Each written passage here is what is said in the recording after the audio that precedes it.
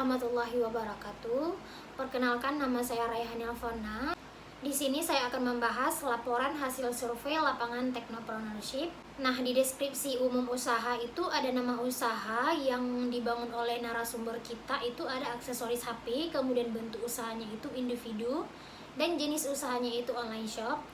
Kemudian nama pemilik usaha tersebut Muhammad Rizky. Untuk waktu dan tempat wawancara hari Senin tanggal 18 Oktober 2021, waktu dari jam 10 sampai jam 11, tempatnya di Check-in Coffee Lamnyong. Oke, wawancara yang dilakukan oleh saya sendiri, Raihan Elvona, dan narasumber kita yaitu Muhammad Rizky. Jadi setelah saya mewawancarai narasumber, ada beberapa pertanyaan dan beberapa jawaban dari narasumber yang akan saya uraikan pada kesempatan kali ini. Untuk pertanyaan pertama, berapa lama Anda mempersiapkan diri untuk memulai bisnis online shop aksesoris HP dan apa saja yang Anda persiapkan? Nah, kemudian narasumber kita menjawab, saya mempersiapkan diri untuk memulai bisnis online ini berbulan-bulan karena susah keluar dari zona nyaman, memikirkan modal untuk awal usaha karena prinsip kita dari awal nggak mau bisnis dropship. Kita memang maunya jadi reseller dan lamanya juga dari pihak kita sendiri dikarenakan belum menemukan supplier aksesoris yang pas, mencari harga yang sedikit lebih murah agar kita bisa menjual murah daripada harga toko-toko lain karena target market kita adalah mahasiswa ataupun pelajar. Dan kami mempersiapkan sambil merancang-rancang packaging shop seestetik mungkin. Packaging yang bagus, rapi, estetik dapat memikat pelanggan. Kalau di packaging aja bagus, apalagi dalamnya. Nah, itu adalah jawaban narasumber untuk pertanyaan yang pertama. Kemudian saya sebagai wawancara melanjutkan pertanyaan kedua, yaitu berapa lamakah Anda sudah menjalankan bisnis online? Kemudian narasumber menjawab, saya menjalankan bisnis aksesoris HP sejak akhir tahun 2019 dan alhamdulillahnya sudah berjalan sekitar 1 tahun lebih. Nah, jadi narasumber kita ini udah lumayan lama ya membangun online shop aksesoris HP. Kemudian pertanyaan selanjutnya, kenapa memilih jualan secara online? Narasumber kita menjawab, jualan secara online lebih mudah dibandingkan secara offline, tidak membutuhkan modal yang terlalu besar dan juga sistem bisnis yang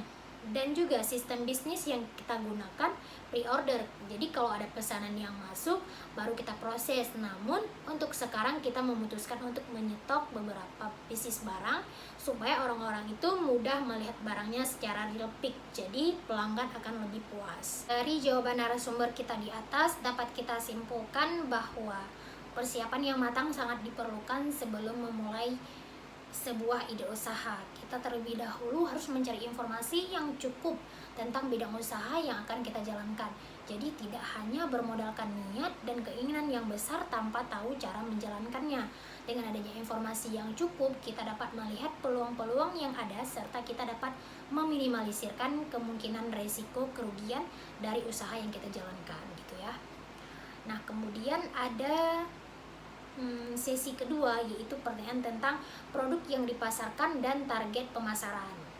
Nah, jadi saya sebagai pewawancara bertanya kepada narasumber dengan pertanyaan jenis produk apa saja yang Anda pasarkan. Kemudian narasumber menjawab, produk aksesoris HP ada beberapa macam, terdiri dari tipe HP Vivo, iPhone, Xiaomi, dan lain-lain.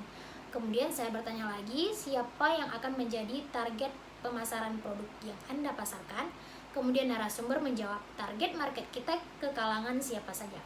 Target market kita ke kalangan siapa saja, baik itu perempuan maupun laki-laki.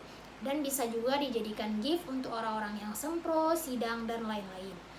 Nah, untuk pertanyaan selanjutnya, dari semua produk aksesoris HP, mana yang paling banyak peminatnya? Kemudian narasumber menjawab, dari semua produk yang saya pasarkan, rata-rata paling banyak peminatnya itu ada pada tipe HP iPhone. Karena produk tersebut memang banyak variasinya dan beragam macam desainnya. Nah, jadi kesimpulan yang dapat kita petik dalam memasarkan sebuah produk itu sangat penting dilakukan pemilihan produk terlebih dahulu. Nah, di mana produk yang akan kita pasarkan ini harus sesuai dengan kebutuhan customer kita. Hal ini juga menjadi penting dilakukan karena untuk meminimalisirkan resiko kegagalan dari sebuah bisnis yang dijalankan. Terlebih lagi untuk para pemula. Jadi tidak hanya memilih produk, tetapi target pemasaran juga harus diperhatikan. Maka semakin banyak pula peluang ataupun kemungkinan untuk produk yang dijual itu laku ataupun laris. Oke, kita masuk ke wawancara yang ketiga, yaitu strategi dan rintangan. Saya sebagai wawancara bertanya, apa yang menjadi strategi Anda dalam memasarkan atau mempromosikan produk? Kemudian narasumber saya menjawab, strategi pemasaran yang saya lakukan melalui media sosial untuk mempromosikan barang, misalnya seperti WhatsApp, iklan IG Ads, dan TikTok, dan lain-lain. Kemudian wawancara bertanya lagi, bagaimana sistem penjualannya, pre-order atau ready stock? Narasumber saya menjawab, saya menggunakan kedua sistem penjualannya, yaitu pre-order dan ready stock. Kita membuka pre-order per minggunya. Selanjutnya, pewawancara bertanya lagi, bagaimana kendala atau rintangan yang telah Anda hadapi dalam menjalankan bisnis online ini? Narasumber saya menjawab, menurut pengalaman saya, semua usaha pasti memiliki halangan dan rintangan. Misalnya ada customer yang sudah memesan produk, tetapi barangnya tidak jadi diambil. Belum lagi barang yang kita ambil tidak sesuai dengan realitas sampai kita tidak bisa pasarkan lagi, ataupun nggak bisa kita jual lagi. Next, pertanyaan selanjutnya dari pewawancara. Sekarang ini sudah banyak sekali bisnis online yang tersebar di media sosial. Jadi bagaimana Anda bisa bersaing dan bertahan dalam bisnis Anda? Narasumber saya menjawab, disinilah persaingan yang sesungguhnya bagi seorang pembisnis. Kita harus bisa menawarkan dan memberikan pelayanan yang belum pernah dilakukan oleh pebisnis lain. Dengan kata lain, kita harus melayani dengan seunik mungkin.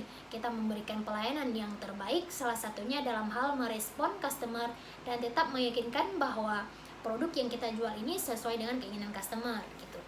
Untuk harga pastinya affordable di kantong para mahasiswa dan pelajar. Oke, kesimpulan yang dapat kita petik dari narasumber kita, yaitu dalam menjalankan bisnis ini sangat perlu yang namanya strategi penjualan ya, baik itu promosi maupun pelayanan penjualannya. Dalam menyikapi persaingan pasar, kita harus sering juga melihat ide-ide dari pemasaran orang lain supaya kita dapat membuat hal yang unik dan tidak dimiliki oleh orang lain di dalam bisnis kita, sehingga konsumen kita tertarik dengan pelayanan dan produk yang kita jual. Untuk pertanyaan selanjutnya mengenai modal dan keuntungan ataupun laba dari narasumber. Pertanyaan yang pertama dari pewawancara, berapa modal pertama kali Anda keluarkan untuk memulai bisnis aksesoris HP? Kemudian narasumber saya menjawab, modal pertama yang saya keluarkan mencapai 500.000 untuk packaging. Kalau modal untuk produk aksesoris HP, sistemnya transfer, jadi ada uangnya baru dipesan gitu. Kemudian saya bertanya lagi sebagai pewawancara, sudah berapa keuntungan yang Anda dapat dari modal yang dikeluarkan? Narasumber saya menjawab, di awal-awal memang keuntungannya tidak terlalu banyak karena belum bisa mengelola keuangan, tetapi untuk saat ini kita terus belajar dan sudah sepenuhnya kembali dari modal yang pertama kali kita keluarkan. Kesimpulan yang dapat kita petik, modal merupakan hal penting yang harus kita persiapkan. Modal memegang peran penting karena dalam memulai sebuah usaha tentunya banyak kebutuhan-kebutuhan bisnis yang harus dipenuhi agar usaha berjalan dengan lancar. Dalam sebuah bisnis pasti ada untung dan rugi. Nah, karena adanya untung dan rugi itu menjadi tolak ukur dari keberhasilan kita dalam menjalankan sebuah bisnis. Nah, cukup sekian presentasi dari saya. Terima kasih sebelumnya. Saya akhiri. Assalamualaikum warahmatullahi wabarakatuh.